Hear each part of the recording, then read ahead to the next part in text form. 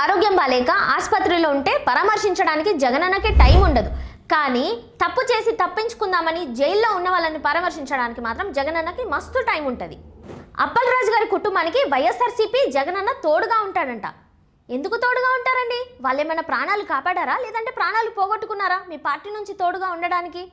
ఒక గొర్రెలు కాసుకునేవాడు రోడ్డు మీద అనుకోకుండా యాక్సిడెంట్ అయిపోయింది, ఆల్రెడీ 45 సంవత్సరాలు నిండిపోయాయి ఆల్మోస్ట్ అని మాట్లాడుతున్నారు కదా. 45 సంవత్సరాలు నిండితే బతికే హక్కు లేదంటారా?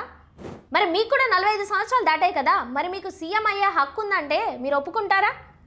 మీరు 45 సంవత్సరాలు దాటినా సీఎం సీటు కోసం ఇంత తహతహలాడుతున్నారే, మరి దీన్నేమనాలి?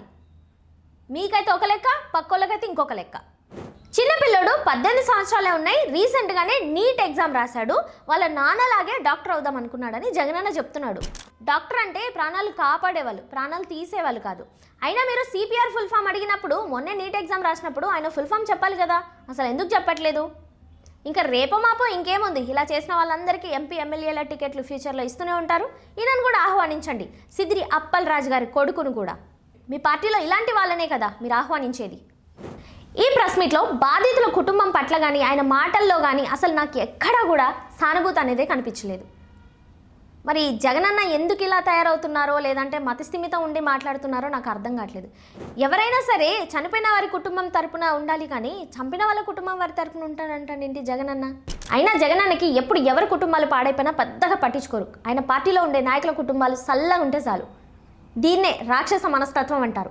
మీరేమంటారో కామెంట్ చేయండి.